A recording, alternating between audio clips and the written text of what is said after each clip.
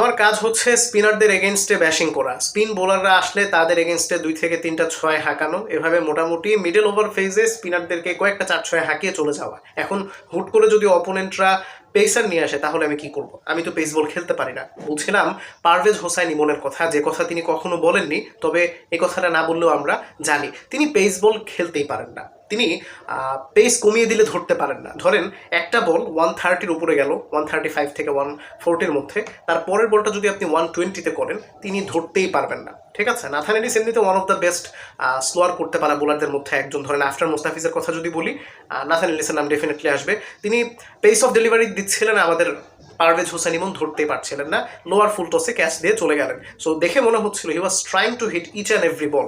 প্রতিটা বলে আপনি 4-6 হাঁকাতে পারবেন না, স্পেশালি যখন আপনি পেসারদের এগেনস্টে ব্যাট করছেন এবং আপনি ওই মানের প্লেয়ার এখনো হয়ে উঠতে পারেননি যে মানের প্লেয়ার হলে আপনি বোথ স্পিনার অ্যান্ড পেসার সবাইকেই ব্যাশিং করতে পারবেন। ওই মানের প্লেয়ার হলে আপনি অনেক উপরেই থাকতেন, তাই না? আপনি সবগুলো লিগেই ডাক পেতেন। ঠিক আছে, আপনি সোফার যতটুকু পারেন সেটা হচ্ছে স্পিনারদের এগেনস্টে ব্যাশিং করতে পারা। মানে স্পিনারদের এগেনস্টে আপনি মোটামুটি 2, 3টা 4-6 হাঁকিয়ে 5-6টা হয়তো হাঁকাতে পারবেন সামনের দিনগুলোতে। বাট আপনার সিরিয়াস রকমের সমস্যা আছে পেসারদের এগেনস্টে। আপনি পেস অফ ডেলিভারি বুঝতে পারেন না। আপনি আন্তর্জাতিক একজন প্লেয়ার, ইন্টারন্যাশনাল একজন প্লেয়ার হয়ে আপনি পেস অফ ডেলিভারি ধরতে পারেন না।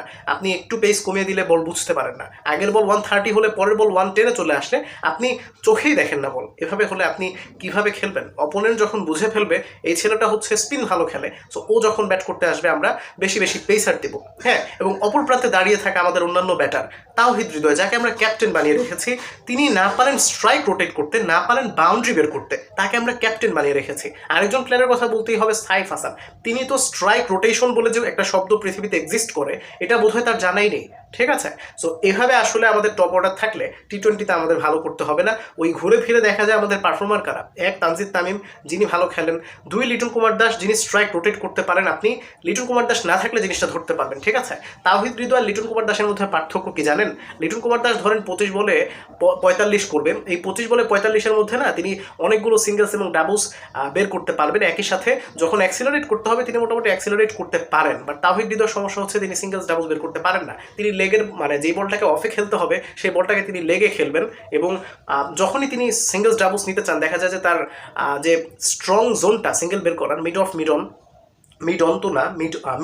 মিডনই, এই জায়গায় একটা ফিল্ডার দিলে তিনি আসলে বের করতে পারেন না। প্রতিটা বল তিনি মারলেই দেখা যায় ফিল্ডারের হাতে চলে যায়। সো এত লিমিটেশন থাকলে না টি-20তে রান বের করাটা খুব কঠিন হয়ে যাবে। অ্যাটলিস্ট একটা স্ট্রং জোন থাকা উচিত, যেমনটা ইমনের আছে, স্পিনের এগেনস্টে ব্যাশিং করতে পারেন। সো আপনি আসলে কি পারেন? আমাদের ক্যাপ্টেনকে বলা হচ্ছে আর কি, তাওহিদ হৃদয়কে বলছি। আর ইমনের ক্ষেত্রে বলবো, ভাই পেস না খেলতে পারলে আপনি সাস্টেন করতে পারবেন না। আপনি পেসের এগেনস্টে এত দুর্বল হলে কিভাবে হবে?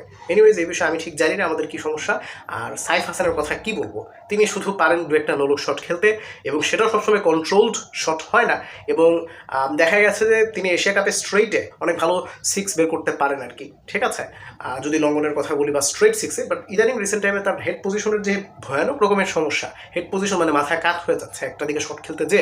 সো এই সমস্যা নিয়ে তিনি তার যে স্ট্রং জোন ছিল সেটাও আসলে কাজে লাগাতে পারছেন না। সো আমি চাইবো পরবর্তী সিরিজে সাইফ হাসানকে ড্রপ করে হাবিবুর রহমান সোহানকে ডেবিউ করানো হোক।